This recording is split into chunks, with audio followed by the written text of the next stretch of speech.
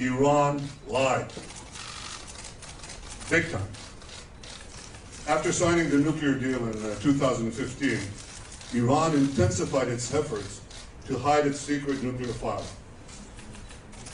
In 2017, Iran moved its nuclear weapons files to a highly secret location in Tehran. A few weeks ago, in a great intelligence achievement, Israel obtained half a ton of the material inside these vaults. And here's what we got. 55,000 pages, another 55,000 files on 183 CDs. Everything you're about to see is an exact copy of the original Iranian material. First, Iran lied about never having a nuclear weapons program. 100,000 secret files prove that they lied. Second, even after the deal, Iran continued to preserve and expand its nuclear weapons know-how for future use. Why would a terrorist regime hide and meticulously catalog its secret nuclear files if not to use them at a later date? Third, Iran lied again in 2015 when it didn't come clean to the IAEA as required by the nuclear deal. And finally, the Iran deal, the nuclear deal, is based on lies. It's based on Iranian lies and Iranian deception.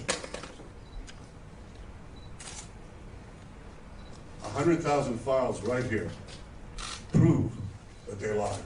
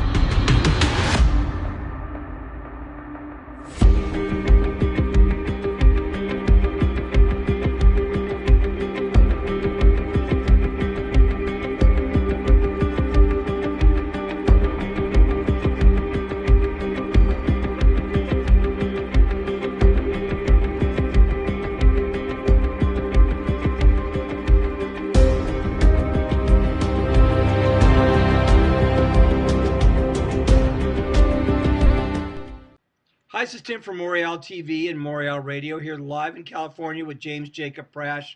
We've had a sad week. We've lost some dear loved ones, Chuck Missler, Al Dagger, as well as Jacob's mother. But we've had some very beautiful time with fellowships in Columbus, and Jacob has flown from New York to California now to preach in California, and this is This Week in Prophecy. Blessings in Jesus, dear friends. First of all, thank you so much for your condolences that you sent concerning the loss of my mother and also those who were praying for her salvation.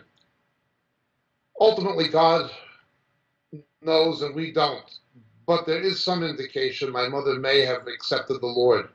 She was calling on Jesus and Jesus alone in her lucid moments when she was not medicated, the final days of her life, according to my sister, who's a nurse and who was a committed believer and who was with my mother continually. I and my other siblings were there much of the time, or most of the time. My sister was there with her, not only most of the time, but almost continually, with only breaks for naps and things like this when she would be relieved of her watch by one of the other siblings. And she would continually read the scriptures to my mother and talk to my mother about Jesus as I did. 1 minute, 60 seconds before my mother died, I was in Columbus and the cell phone was held to her head. And I again told her she's going to meet Jesus. She needs to call on Jesus. She was only semi-conscious. but a minute later she was dead as I was praying that the Lord would not allow Satan to take his soul. If she was calling on Jesus with a sincere heart, I do not know if that was regenerative or not, but I do know that the Lord is merciful, and I do know that I and my sister did all we could, and many people prayed for her salvation. So it is not a complete situation where I know she's lost forever. There is the possibility that she did come to know the Lord at the final stage of her life. It took that kind of desperation for her to call on Jesus alone and not to revert to anything of a religious nature. But again, my prayers to all of you who prayed for her salvation. And it's so urgent that we pray for the salvation of our families and lost loved ones. After our own relationship with the Lord, there's nothing more important than this. We deal with this on our teaching, available on the internet, the death of Absalom, confronting the death of unsaved loved ones. And it's an important message because it applies to all of us. There's been some other people who've addressed this issue, but not too many, and it's an important issue. Not a popular one, but unfortunately a necessary one. This week has been very, very difficult. We lost Polina, one of our first children that we got in Africa. She's in her early teens now. Polina was abandoned in a public facility when we got her.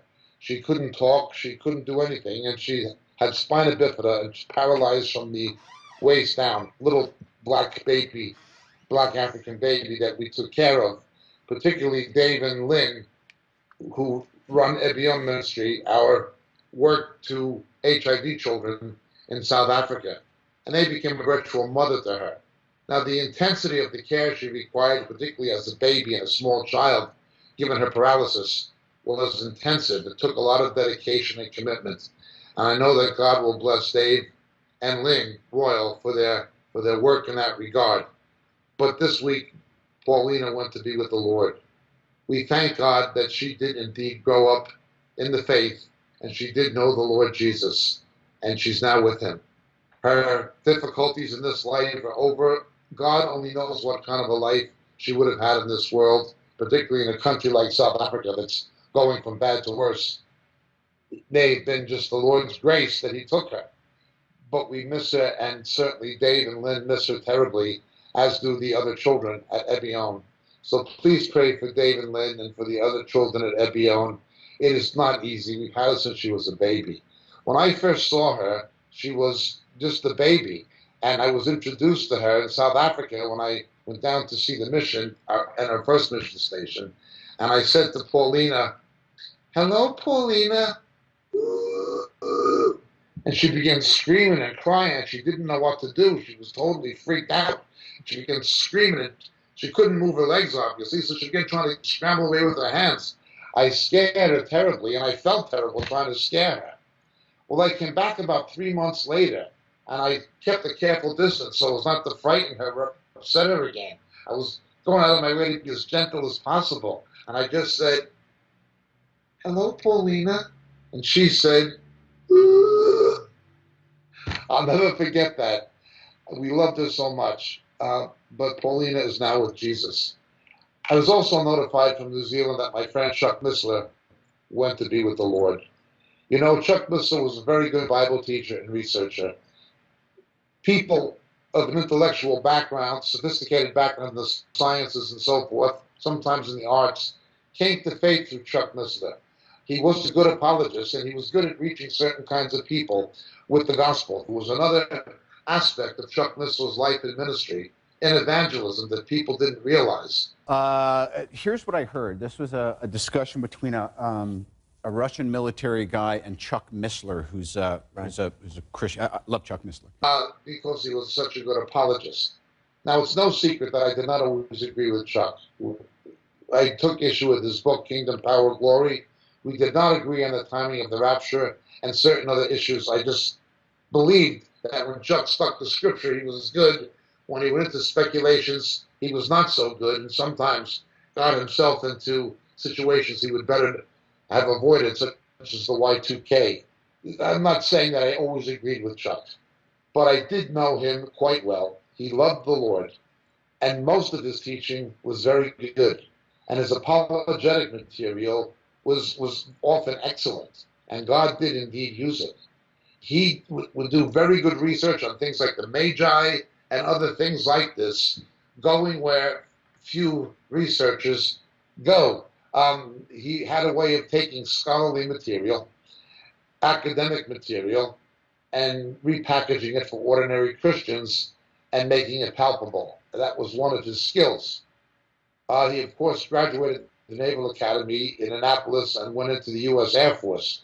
Before there was an Air Force Academy, you could graduate West Point or Annapolis or the Coast Guard Academy or the Merchant Marine Academy and go into the Air Force because there was not yet an Air Force Academy.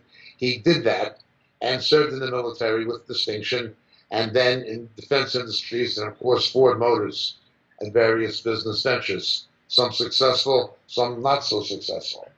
But his ministry was quite good when it came to Bible teaching and apologetics. I can put the other things where I disagreed aside and look at the positive. Chuck realized that I was right in pointing out that the New Testament authors used midrashic hermeneutics. He supported it. He realized it was right in terms of explaining the way the New Testament handles the Old. He was somebody I had the privilege of sharing not only fellowship with, but we shared platforms together a number of times at conferences in the United States and Great Britain. He endorsed our ministry. He would often speak of our work on the radio, on his radio broadcasts, and speak of me and our teaching. And he was a nice person, and he was a good brother.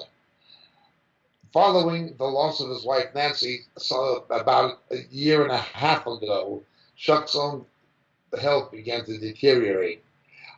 He returned to their base in New Zealand, although he, of course, has a base in the United States in Idaho, and that's where he remained. We do pray for Ron Matson, who has his own health struggles, but who is now faced with the task of cataloging Chuck's apologetic and teaching material for future generations that Chuck has bequeathed us, or the Lord has bequeathed us through Chuck. Chuck was my friend, and again, we will miss him. No, I did not always agree with him, and sometimes he pointedly disagreed. But on his basic Bible teaching and on his apologetic materials, he's one of the best and one of the best for our times. His excellent teaching on the relation of biostatics concerning homosexuality and the longevity of homosexuality and the impact of it on the health of homosexuals, in light of Romans chapter 1, was virtually groundbreaking. Bringing hard medical evidence and biostatics, hard medical statistics clinically, in support of what the text said. That's which Chuck excelled. That's what he did that was really, really good. To this day, our own witness to the homosexual and lesbian community is in part, large part, derived on Chuck's work. Look, don't ask me as a Christian to endorse a lifestyle that reduces the longevity of people and that predisposes them to all kinds of diseases, including astronomically higher risks of HIV infection, kinds of cancer that mostly homosexuals get, such as Kaposi, sarcoma, etc. Chuck, he made the mold. But Chuck was not the only loss this week. Our printer, one of our editors, Brother Al Dagger of Spotlight Ministries in the Seattle area, also went to be with the Lord. I gave my condolences to his dear wife, Jean, today. Al was quite a brother. Al wrote the definitive book on the wrong theology of dominionism called Vengeance is Ours. Vengeance is Ours. While another excellent book was written by Thomas Ice and Wayne House, again, I'm not in their camp theologically concerning the timing of the rapture by any means, but their book on dominion theology was also quite good, dealing with its theological essence, but dealing with the way the theological essence was misapplied by churches. There were other authors who did a superb job, one of which was Andrew Walker, who unfortunately apostatized and went into the Eastern Orthodox Church of Great Britain. He was from University College London. But the quintessential book remains Vengeance is Ours by Al Dagger. Quite a book indeed, and quite a ministry.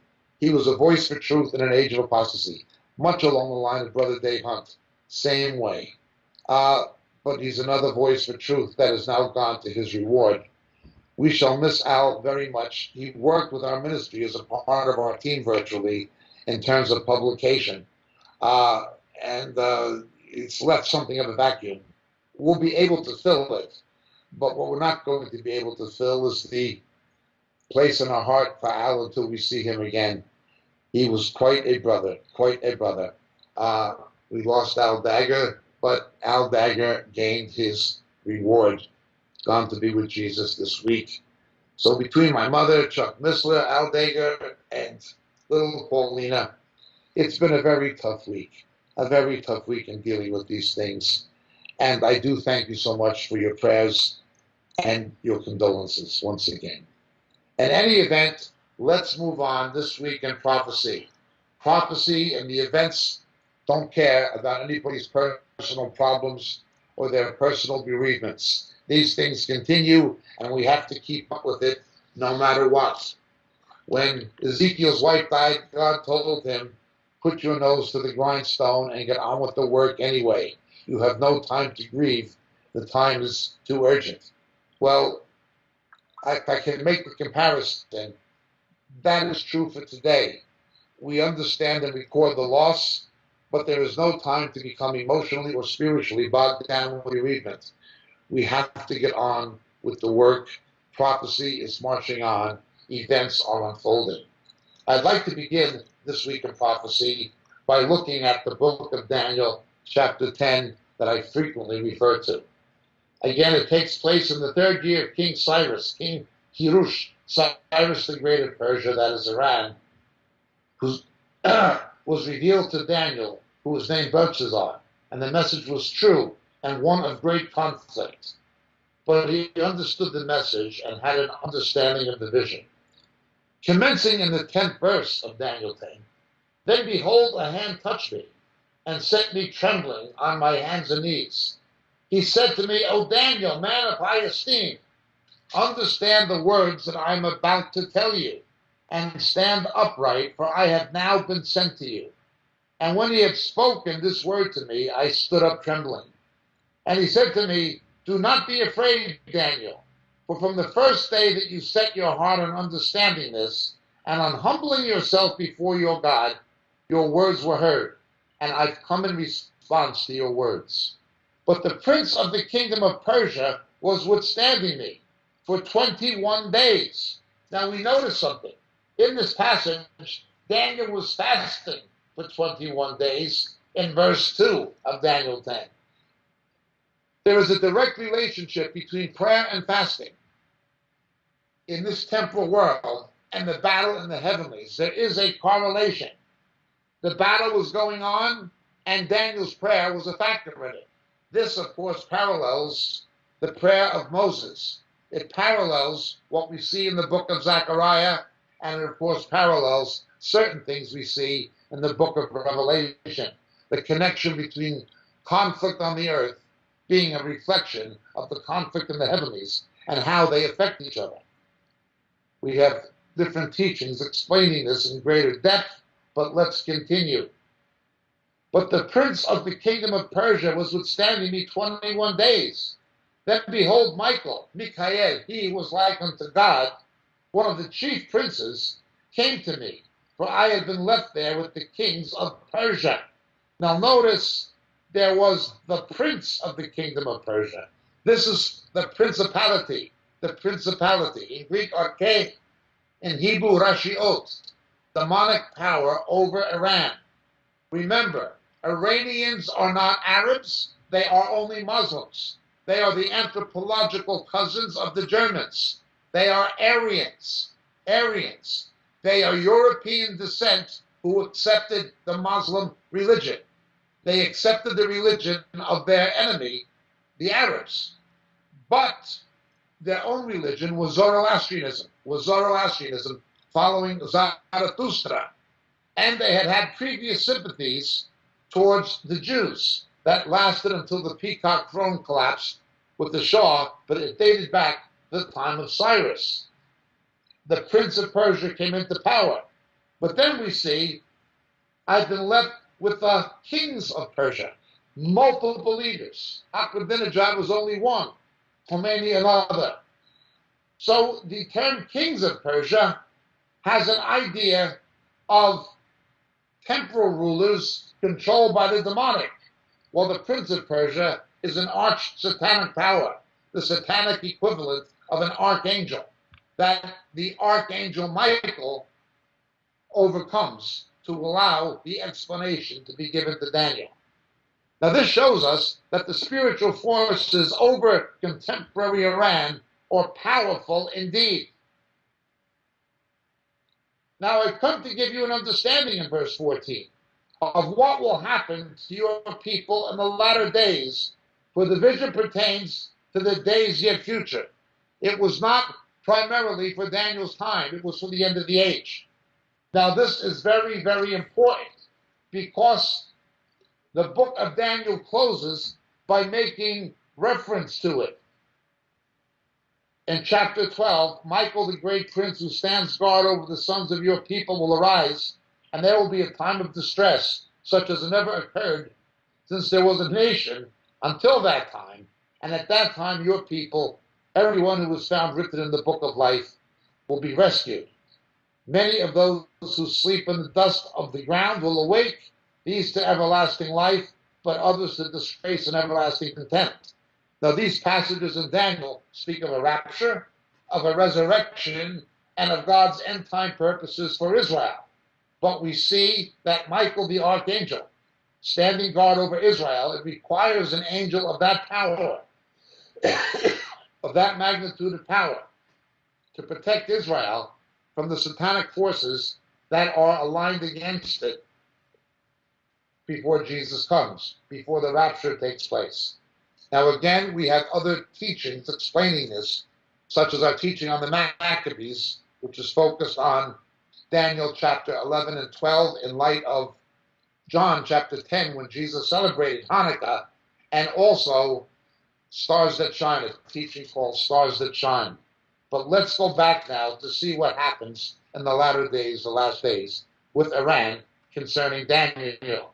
This is the background. This is what really happens this week in prophecy. Fox News cannot tell you this. Sinclair News cannot tell you this. Certainly the network news and CNN and MSNBC and BBC, who are godless outlets, can't tell you this. The New York Times and Washington Post can't tell you this. Only the Word of God can tell us this. The most brilliant political and strategic minds in the world cannot understand what's really transpiring with Iran and the Middle East unless they understand it in light of the Word of God. Daniel chapter 10, most focally. Let's look. It goes on. When he had spoken to me according to these words, I turned my face towards the ground and became speechless. And behold, one who resembled the human being was touching my lips. And then I opened my mouth and spoke and said to him who was standing before me, O my Lord, as a result of the vision, anguish has caused to come upon me, and I have retained no strength. When the prophet Daniel saw what was happening now, what was taking shape now, it drained him physically and psychologically of all of his strength. He'd seen this vision, and it caused him great anguish. For how can such a servant of my Lord talk with such as my Lord? As for me, there remains just now no strength in me, nor has any breath been left in me. Then this one with human appearance touched me again and strengthened me. And he said, O man of high esteem, do not be afraid. Peace be with you. Shalom alecha, take courage and be courageous. Now, as soon as he spoke, I received strength and said, May my Lord speak, for you have strengthened me. And then he said, Do you not understand why I came to you? But I shall now return against the prince of Persia. So I am going forth, and behold, the prince of Greece is about to come. Greece represents not only Greece, Yaman, but Europe, Western civilization. Make no mistake about it. The conflict between the West and the conflict between Iran, there's no good guy. And Israel is caught in the middle. There are demonic powers over all of these nations. There are demonic powers over a confederated Europe. This harkens back to Daniel chapter 2, when they tried to make the iron stick to the clay. I begged God that Britain would vote for Brexit. May it continue to go through. There are demonic powers controlling Europe, and there are demonic powers controlling Iran. However, I will tell you what is inscribed in the writings of truth. Yet there is no one who stands firmly with me against these forces, except Michael, your prince. Again, Michael is closely identified and associated with Israel. Then we go into chapter 11, which tells of Antiochus Epiphanes and, of course, of the Antichrist to come. Iran emerges as the chief threat against Israel's survival in the last days. That's what takes place. With this background that Daniel was told, and he was told to write under the inspiration of the Holy Spirit for your instruction and for mine. Now understand this. Unless you are a Jewish believer, you are not a Jew who understands it. This was a message for Israel, but most Jews do not believe the scriptures. And the ones who do read the scriptures through the prism of Talmudic distortion. At best, unsaved Jews who believe the scriptures have a very limited perspective of what the scriptures are saying about contemporary events. Only believers in Jesus, Jew and Gentile, understand it. I pray that the believers around Mr. Trump, such as Mike Pompeo and the Vice President of the United States, Mr. Pence, become aware of these scriptures by the Holy Spirit, and it's factored into the equation of advising American policy, and Mr. Netanyahu. Let's look. This week in prophecy. Iran is playing a role in virtually everything, even things where it does not appear to be strongly featured. The Saudi Arabians have pulled away their support of Hamas in the Gaza Strip. Hamas is instead being funded by Iran. It is Iran looking to arm Hamas in the Gaza Strip to attack Israel.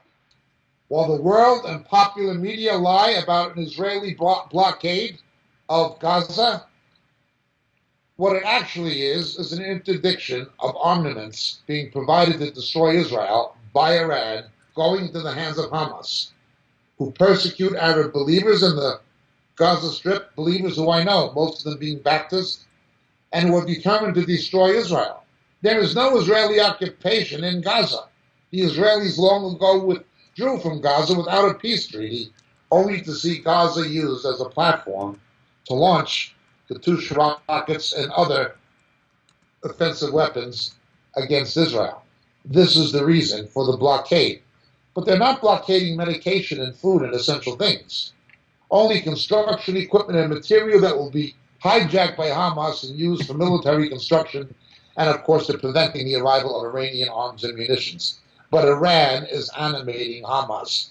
Without Iran, Hamas would have no major supporter. The Saudi Arabians have taken their hand off it with the current climate of change taking place in Saudi Arabia.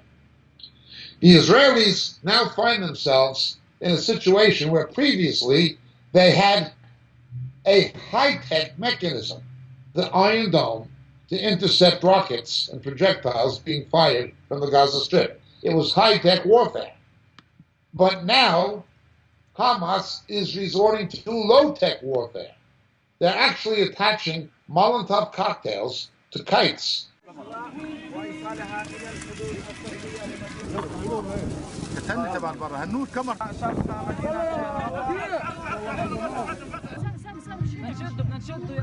يعني مقاومتنا الآن في هذه المرحلة مقاومة شعبية، استخدمنا هذه الوسيلة لندخل مثلا المولوتوف إلى مسافات ممكن تكون هي بعيدة شوي عن المواجهات، تكون مثلا في حماية للإخوة، بدل ما أنا اليوم يتقدم الشاب بالمولوتوف يرميها على العدو. لا، اليوم الطائرة الورقية موجودة.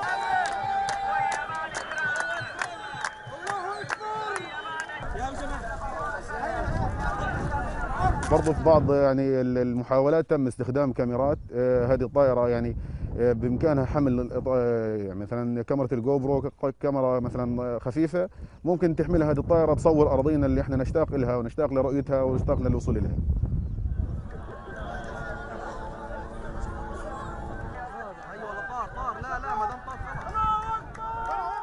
Flying the kites at night across the fence into Israel over orchards on moshavs and kibbutzes and causing fires in the orchards. Now, it's not just burning up vegetable produce where you can turn the soil and become productive the next season or the next year. The destruction of these orchards will take decades to replenish. Not only that, but they open fire from the other side of the fence with weapons against firemen, against Israeli firefighters, against the fire department, the fire brigade. Again, this is underreported by the Western media. They're using low-tech weapons, kites with Molotov cocktails attached to cause forest fires, and then attempting to shoot the firemen. But of course, CNN and BBC make the Israelis out to be the bad guys when they're not occupying anybody. And they're taking people who are desperately sick and in need of medical attention and surgery from Gaza into Israel and doing the surgery for free, trying to show goodwill. There's no starvation in Gaza. The Israelis have not blocked anything but arms and military construction equipment and materials. Yet it goes on. So why the Israelis have developed a high-tech defense against rockets, there is no defense against low-tech offensives using kites and Molotov cocktails. It is a new challenge. There was a fear that the small coastal navy of Hamas would somehow be used to carry this further afield up the coast of Israel, where the Israeli Navy has a large presence from their bases in the Ashdod-Ashkelon region, keeping it enclaved to protect Israel. The Israelis responded this week in Prophecy by attacking 6 Hamas naval targets. Now, by naval targets, you might compare it to a Coast Guard, a coastal navy. It is not big ships. But how many big ships do you need? Well, you don't need any to fly kites from. You can do that from rowboats. You can do that from small fishing vessels. And that's what the Israelis have counterattacked this week in Prophecy. This week in Prophecy, in the United States, a very old C-130 aircraft. Now, there are newer models of it, but a very old one, nearly 60 years old, that was from the National Guard branch of Puerto Rico, was being flown to be decommissioned to a junkyard for old military aircraft in Arizona. It was to make a refueling stop on its way from Puerto Rico near Savannah, Georgia, when it crashed. The United States was going to get rid of it, but on its final journey, it unfortunately crashed. They were getting rid of it. This, however, absorbed most of the world's attention. The real military crash that killed 2 pilots was the Sukhoi 30 Russian aircraft that had been based at the Russian base at Khmeimim in Latvia in Syria. It crashed off the coast of Syria into Syrian territorial waters. Now, this is a very advanced Russian fighter craft. Again, when something like that happens, it's not like an old C-130 cracking up on its final journey to the junkyard. This is supposed to be a frontline, cutting-edge, state-of-the-art, super-modern military aircraft, and an attack aircraft. It's a fighter. That affects its marketability and its reliability, and it discloses the deficiencies in such an aircraft. Nothing shot it down, apparently. It simply crashed due to technical malfunctions. Russia has had one problem, one setback, and one embarrassment after another. I'll bless them that bless thee and curse them that curse thee. This is simply the latest. They had the fiasco when they attempted to attack the American-backed positions on the east bank of the Euphrates River. They have lost up to 300 Russian mercenaries, and that is not their first problem. Now a Sukhoi has crashed. For a Sukhoi to have crashed, it would be, as a Sukhoi 30, it would be like an F-22 or an F-35, a state-of-the-art American aircraft, crashing for no reason. Again, Mr. Putin goes from headache to migraine. This week in Prophecy, it continues. We reported last week in Prophecy of the massive Russian effort to use electronic countermeasures and signal warfare against American and Israeli aircraft and possibly Turkish aircraft inside Syria. They have been targeting microwave bombardment towards American aircraft, including American AC-130s, again, same plane, only newer models, that were operational over eastern Syria. It's become, the atmosphere, the sky itself, has become an electronic battleground. But again, to Russia's humiliation, it did not work as an electronic countermeasure. American-made Israeli aircraft flown by Israeli pilots containing modified avionics packages that had Israeli ancillary technology as well as the American technology evaded successfully the Russian electronic shield and took out 100 missiles Iran was supplying to its puppet Hezbollah. They attacked two bases near Hamo and Aleppo and have killed probably 24 Iranians. There are no Russians reported having been killed. It would appear that in the meetings Mr. Netanyahu has had with Mr. Putin, that they have agreed to avoid direct conflict with each other, where Israelis would be killed by Russians or Russians by Israelis, similar to what seems to exist between the United States and Russia. When the United States takes out a target, they notify the Russians to get the Russians away from the target, perhaps an hour's warning before the actual attack takes place. But the electronic warfare goes on unabated. Now it's two ways. There are Israeli electronic countermeasures highly active over Syria from Israeli outposts on top of Mount Hermon. You can see them. They're even visible from the ground. You're not allowed to photograph them, but they've been there. So you've got this electronic warfare and counter warfare, United States, Russia, Israel, all involved. But the Israelis managed, nonetheless, even in this environment, evading signal intelligence, evading electronic interception, to come in and take out those two bases near Aleppo and Hama. 100 missiles destined for Hezbollah, obviously to be targeted at Israel by the Iranians, gone, with 24 Iranians killed. This itself infuriated Iran, but it was only the beginning. We know what has taken place this week in Prophecy. Mr. Netanyahu disclosed the Israeli Mossad operation, Israeli intelligence, where they managed to get a half ton of classified Iranian documentation from the Iranian atomic archives. Actually cracked the safes and smuggled them within one day out of Tehran.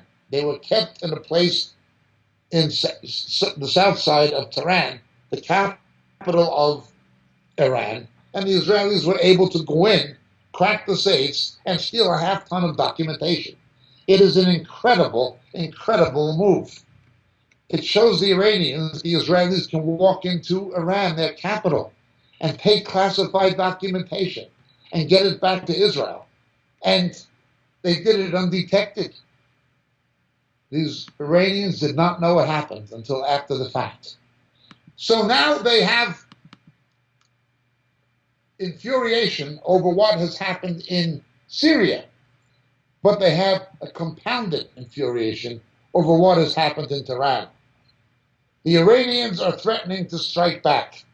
It is for this reason that Defense Secretary Mattis of the United States warned that a military conflict between Israel and Iran may be imminent, as we spoke about last week in Prophecy. Nonetheless, it happens. What is stopping the Iranians from reacting? There are two things. First of all, we have elections in Lebanon, which is a semi-democracy, in which Hezbollah parties are looking to gain more seats and more control in the Lebanese parliament and government.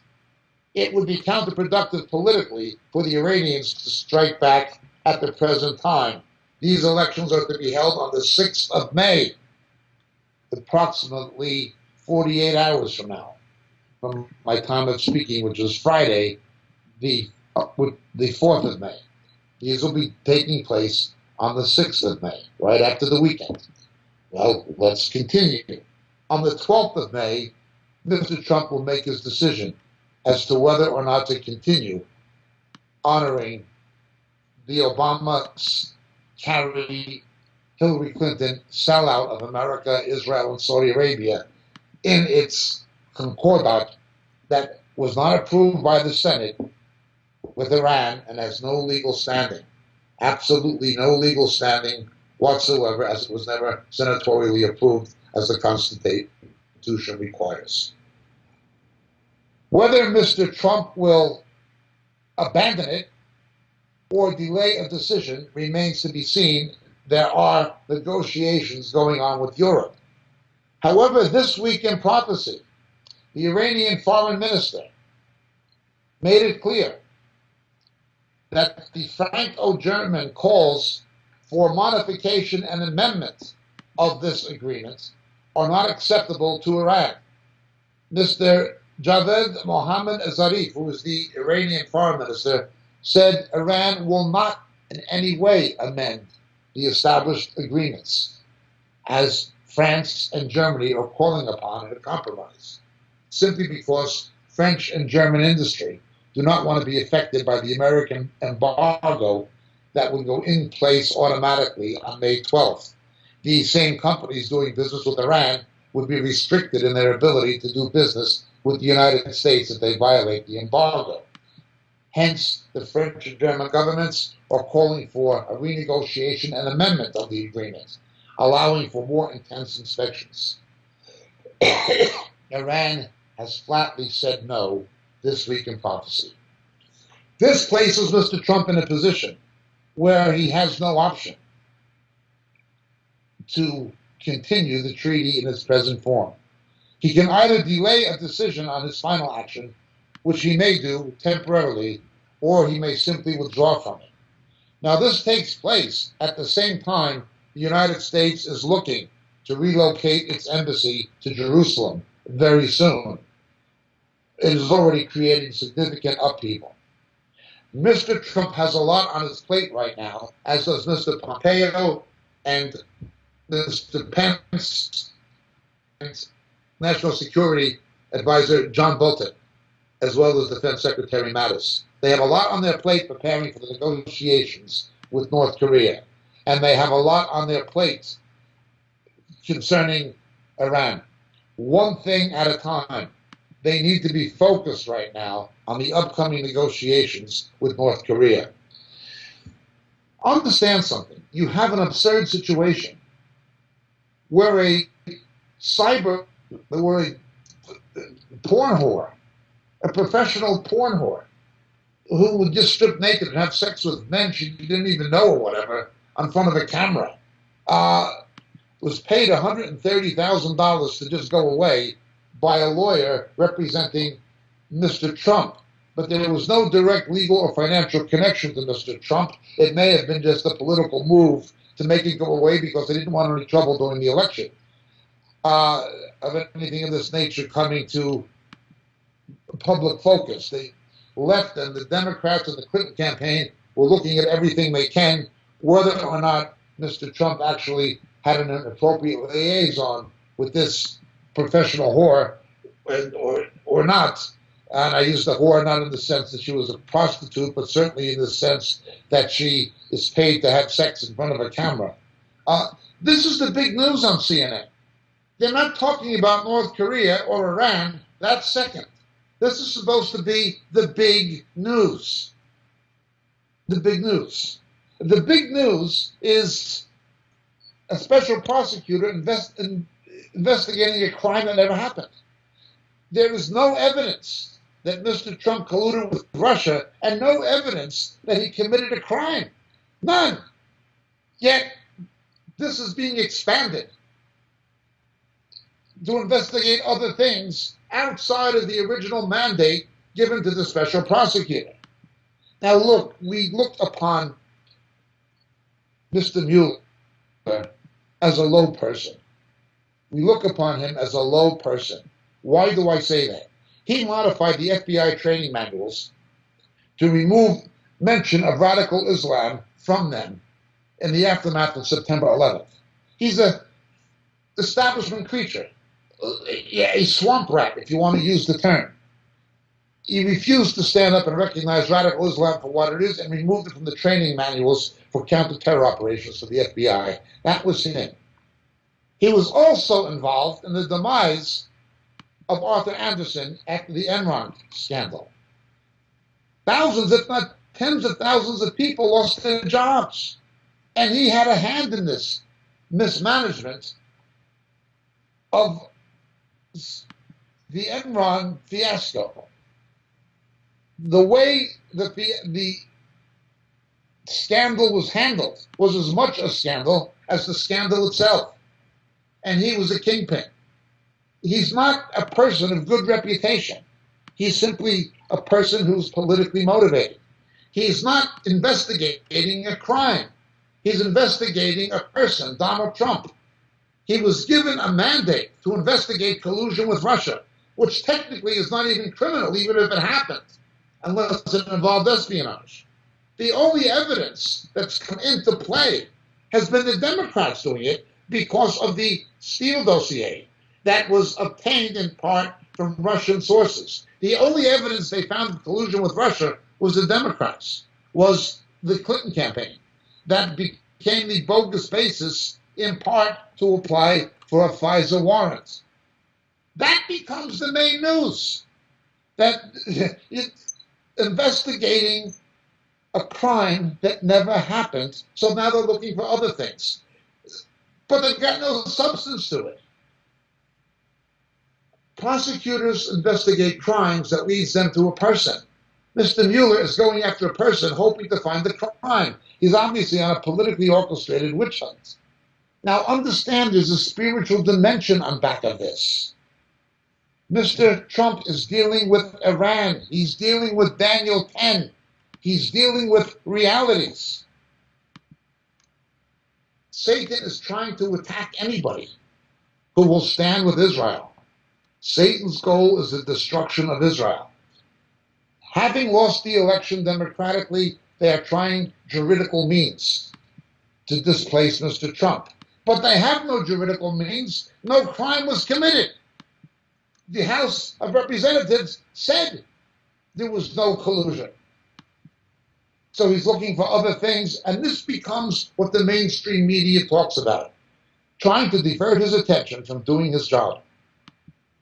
He's pouring nitroglycerin from a vial into a test tube. You have to have a very steady hand. He's dealing with nitroglycerin, and other people are trying to distract him with issues that are not even issues. This is spiritual. It is not simply politics. There are demonic powers on back of these nations. There are demonic powers on back of the politicians and political establishment in Washington who do not like the fact that the establishment was defeated democratically in an election. It is the same in Great Britain. The British establishment does not like the fact that Brexit was democratically defeated. So they're looking for other ways out of it. It's just corruption. But it's not just corruption and hypocrisy. It's demonic. There's a demonic element in these things. There is a principality over Persia. There is a principality over Greece and Europe. We're dealing with spiritual things. I could not be more desperate in my pleas for prayers for the Trump administration and Mr. Trump and for Mr. Netanyahu at the present time. We are called to pray for those who are in authority. This is what they're talking about instead of the real issues. Well, the real issues involve Iran this week in Prophecy. This Israeli operation was incredible. That they were able to pull this off is dramatic. The quest to obtain arms of a nuclear nature by Iran and develop them is called Ahmad. That's the name of the project. Its main director is Mohsen Fakhrizadeh. The Iranians denied ever having had a policy or a project to develop nuclear arms. These documents prove they lied.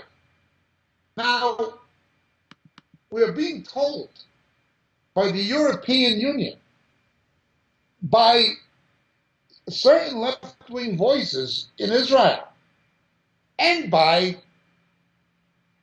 former kingpins in the Obama administration, such as the former ambassador to Israel, Dan Shapiro, that there is nothing new in these disclosures of what the Israelis uncovered.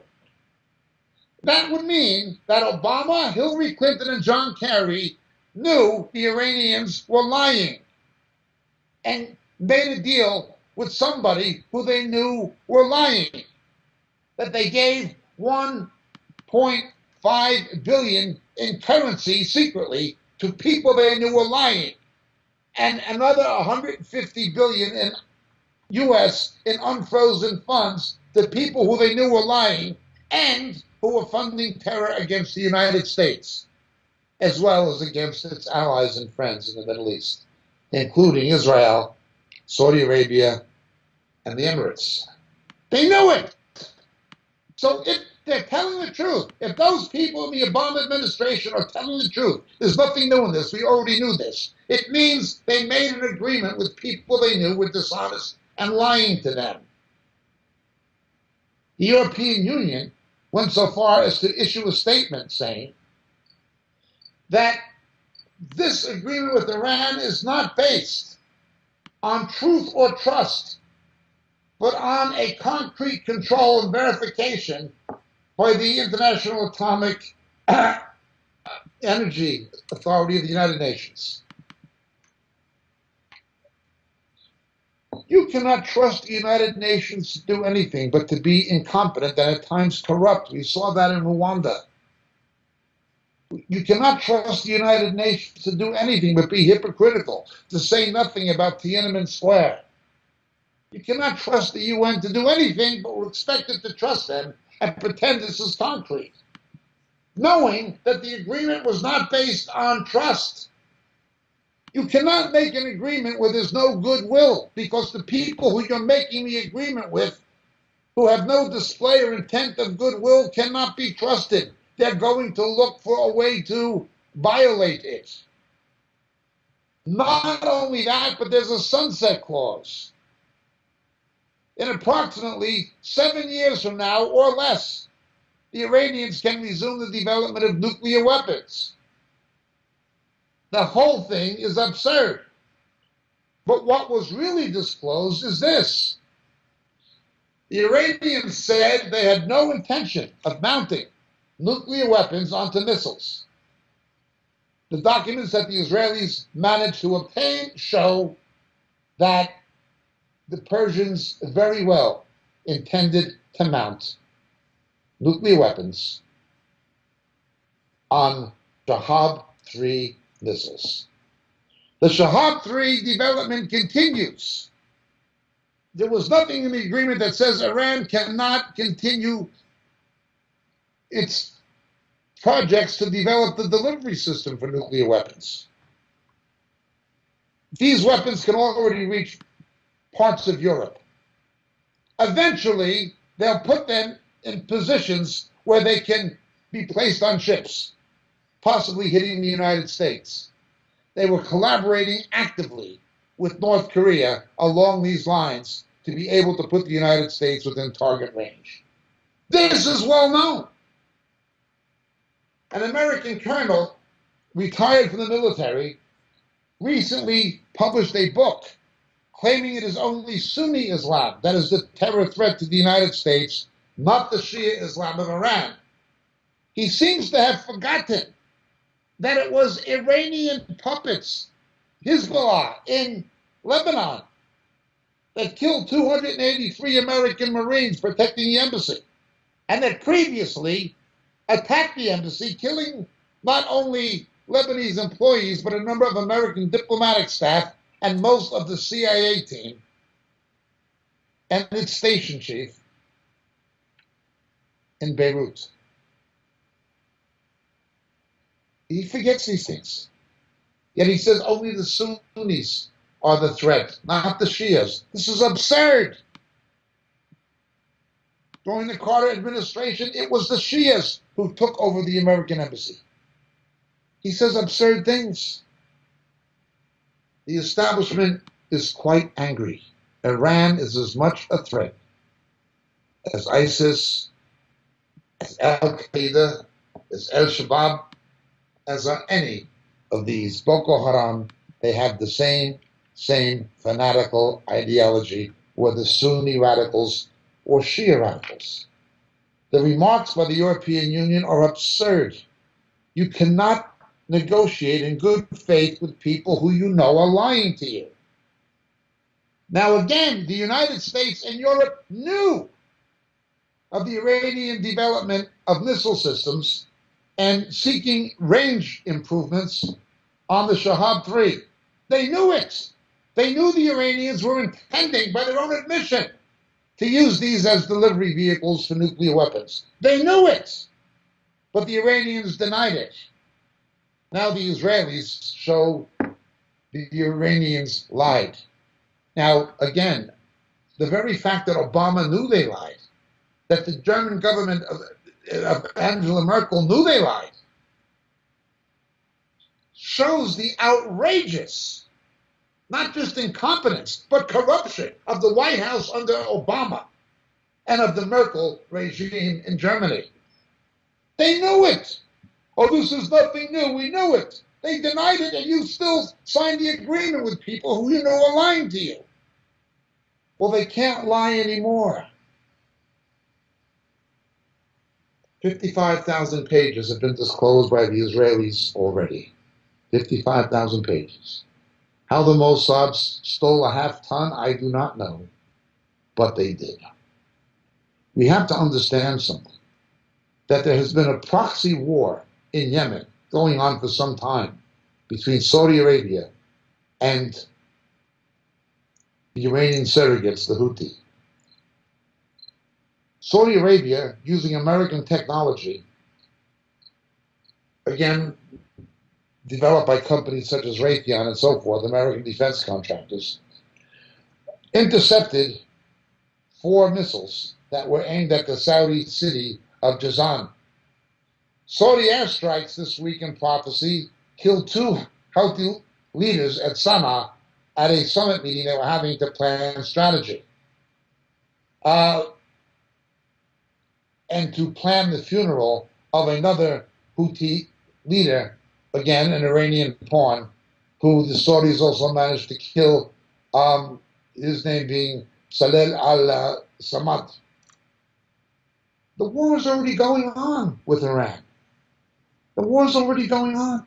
The United States is backing Saudi Arabia against the Houthi, who are simply an appendage of Iran. Hamas is an appendage of Iran. The Russians have behaved foolishly. How foolishly, we can't be sure, but foolishly.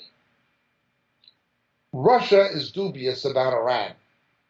It realizes it has its own problems in Chechnya, and that the Iranians, ideologically and for religious reasons, would be sympathetic to the Chechens against the Russian regime. Mr. Putin already knows you have a declining ethnic Russian population. The only sector of Russia demographically that's growing, as we've said before, are Muslims. He realizes this.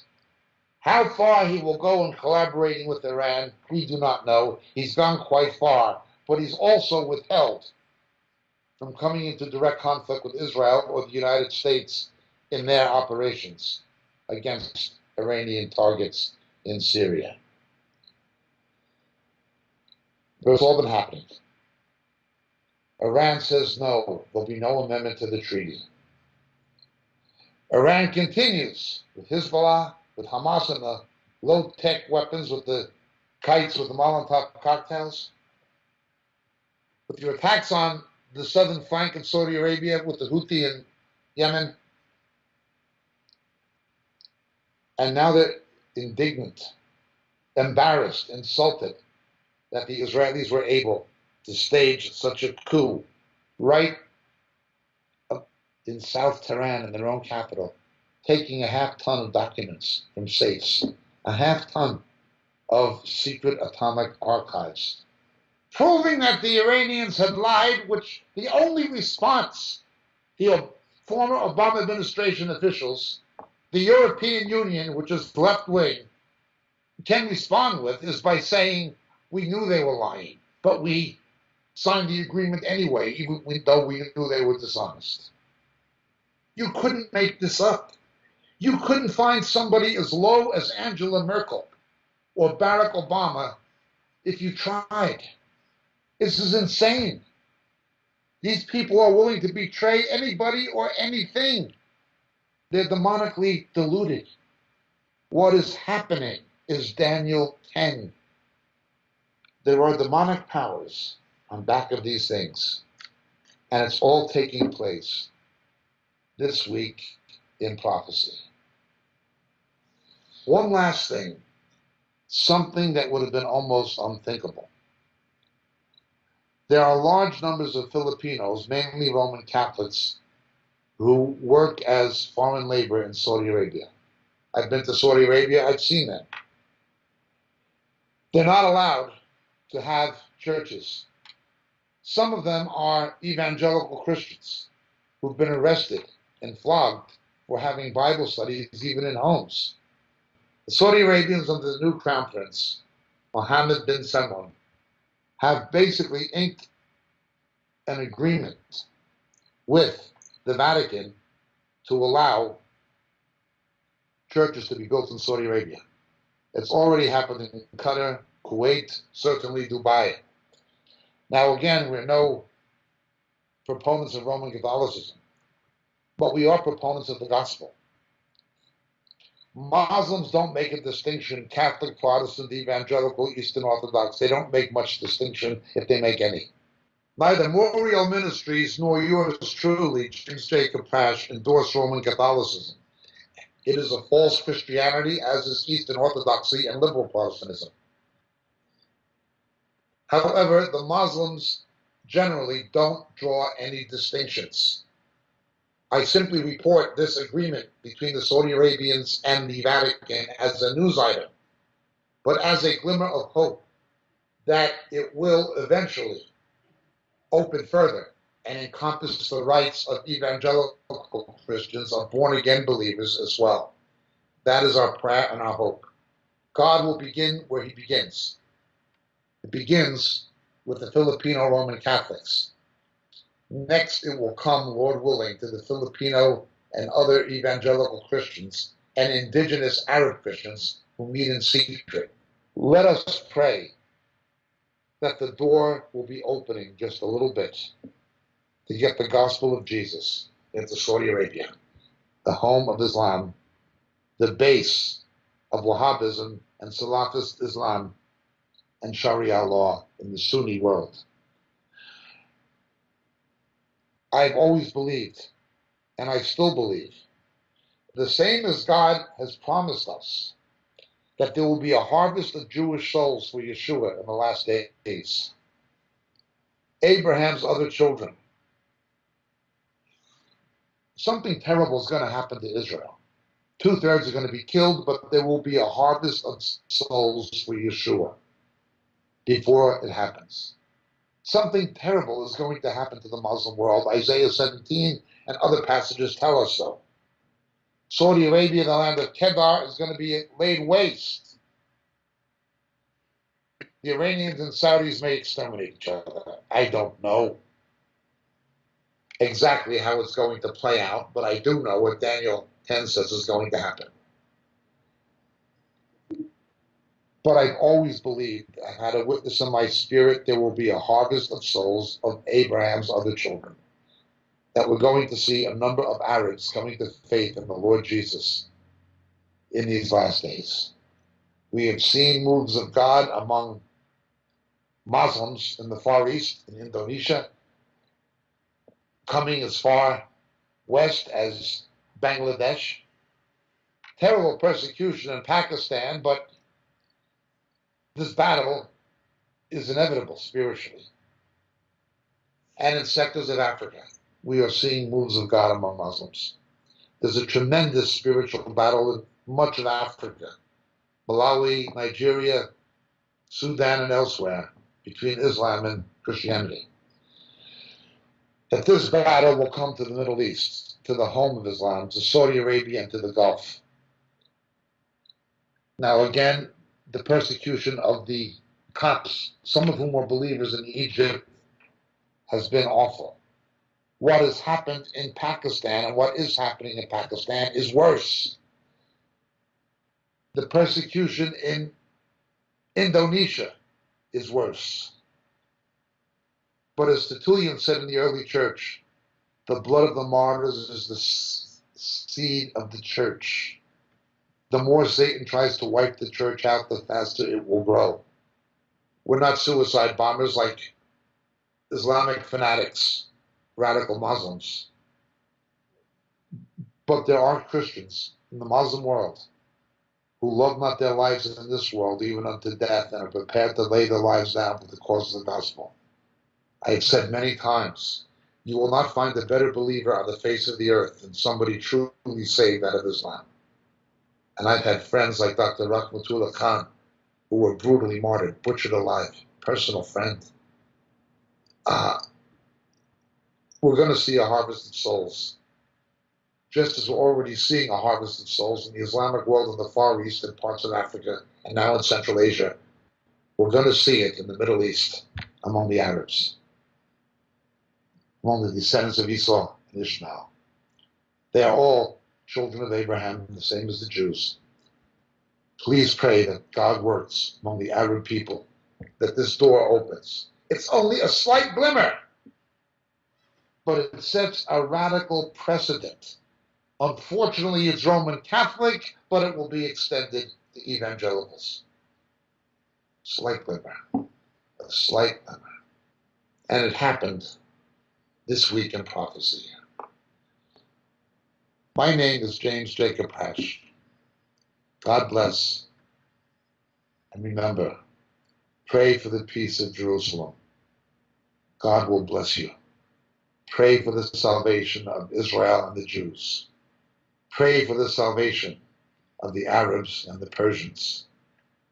It's a spiritual battle, but Jesus will be victorious. God bless and thank you for listening.